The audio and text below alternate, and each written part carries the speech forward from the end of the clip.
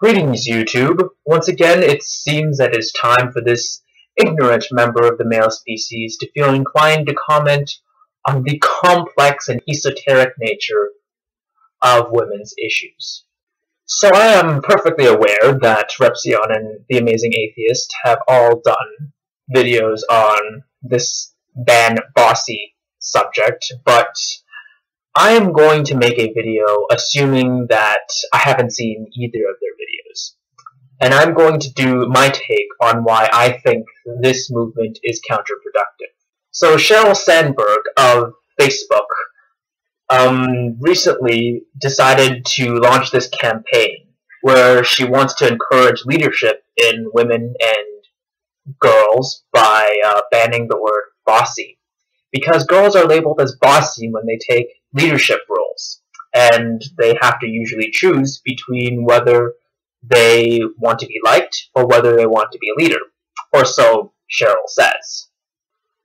So I don't know if girls really face these types of problems. I was never a girl. I was not born one. I am not a girl, and I doubt I ever will be. But I am going to assume, for purposes of this video, that girls do face these sorts of problems. Okay, where do we go from there? Does anyone else get a slight bit of irony when it comes to this movement? Is there any more of a bossy or tyrannical action than banning a word just because you don't like it or you personally don't agree with it?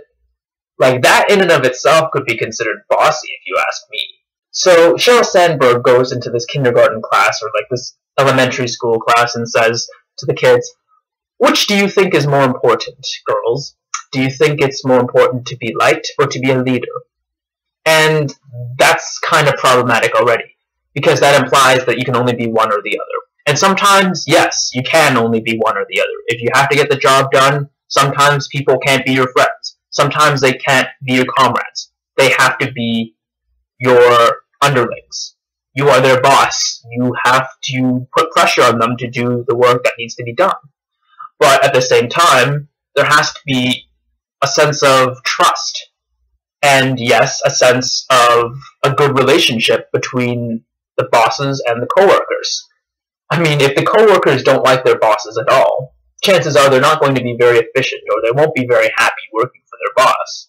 So yeah, it's not like they're two polar opposites. Part of being a good leader is to be liked. I know this movement has all good intentions, but this seems like a classic case of first world problems to me. Like, I'm pretty sure most of my audience has faced much worse criticism than being called bossy in elementary school.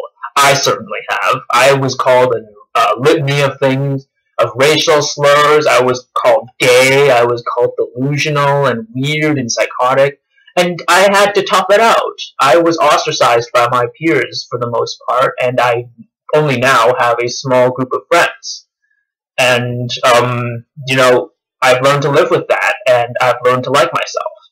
And I think that is the more important message to teach girls, to like themselves. It's not to silence everyone from criticizing you. That only makes for a weak leader. That makes for a leader that, in my opinion, doesn't have what it takes. And using my own example, the label fag generally applies only to guys, and it is extremely derogatory.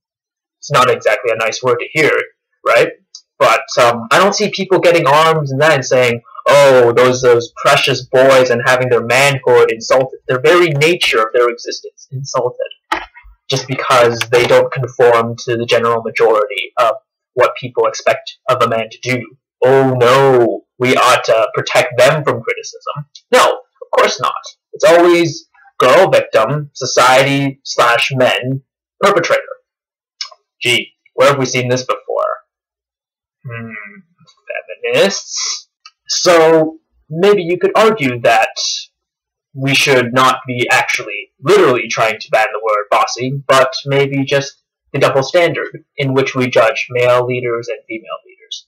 Well, what do we call overly aggressive female leaders? We call them bossy, apparently. And what do we call overly aggressive male leaders? Jerks. assholes, douchebags, conceited, condescending, whole list of things.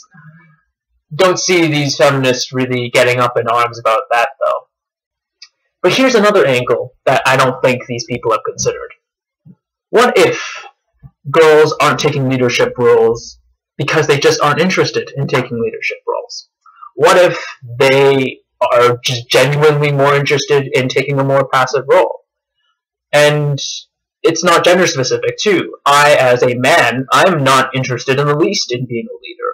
Not in terms of a relationship, not in terms of my job, I am not interested in a leadership role whatsoever, and I'm a man. Does that mean there's something wrong with me? Does that mean that it is evidence of, like, a patriarchy gone wrong or something, that I'm not interested in being a leader? No, it's just some people are better suited to be leaders than others. Some people are more interested in being leaders than others. So, maybe, just maybe, it's a wild and wacky idea that girls don't like being leaders as much as guys do. And even if somehow these social justice warriors for women's rights somehow ban the word bossy completely, doesn't stop people from thinking it. Doesn't stop other labels from being put forth. Other B words, like bitch. Just saying. And in some respects, I think I treat women a lot better than modern feminism does, because I actually treat them like equals, in the sense that I criticize them just as much as I criticize guys that I know.